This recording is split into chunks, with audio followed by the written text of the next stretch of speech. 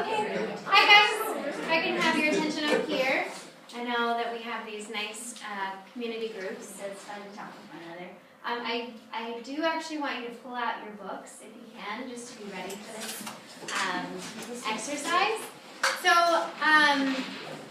what we thought would be an interesting and very different way to kind of explore this book is through improvisation. And so why we've gotten you into groups is we will have you, each group perform a scene that we've picked from the book. And so we can go to the next slide. Reasons why we thought it was a good idea was that we will be out of our comfort zone in many different situations. As teachers, for people who are going into teaching, you're going to have that constantly, I am very sure. And then also in any other profession, you're going to have to push yourself and do things that you may not want to do, or that may be uncomfortable.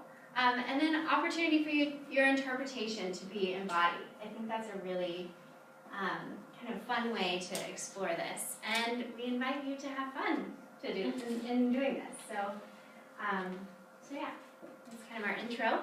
So we know that there's not just one way to do it. So here are some possible ways that you guys could portray each scene, or the scene that you're in charge of. So we're going to leave this up just for you as an example. And then we're now going to do our model of what we'd like to see from you, or something like what we'd like to see from you. You ready? Okay. Let's go. Get over here so I can record this.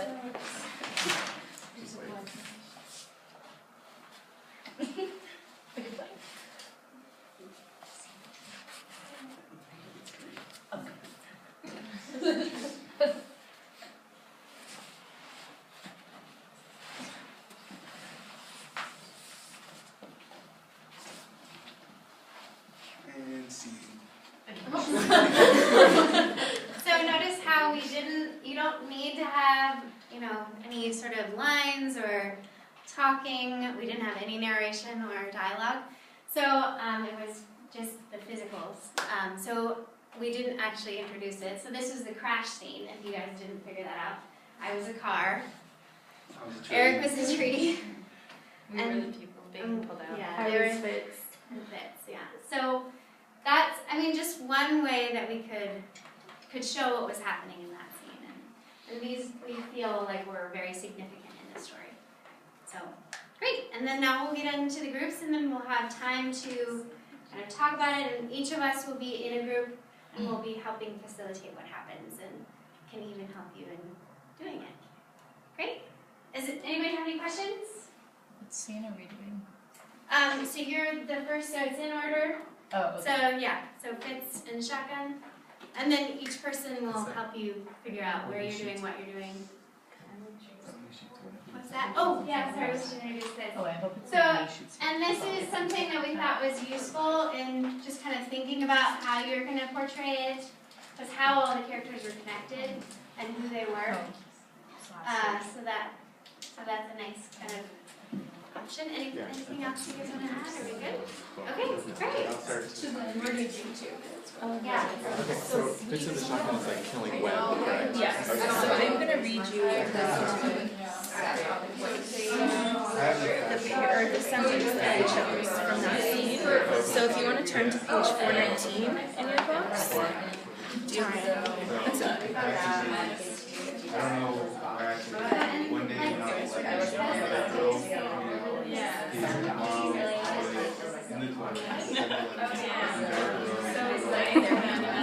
Okay, so we are doing through the branches. He could see Fitz coming his way. His gun balanced on his shoulders and swing a tune. Okay, so that's the scene we're going to do. So I'm going to ask you some questions to kind of get you guys thinking about this. So what do you guys think the significance of that scene is? That line or that scene? Or that sentence, really?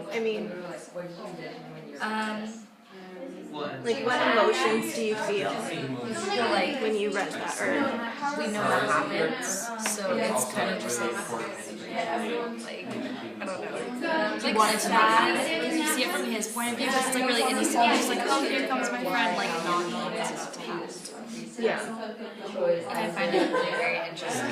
He's in the tree thinking of the dream that he's having of Taylor, their picture child. Taylor has a dream.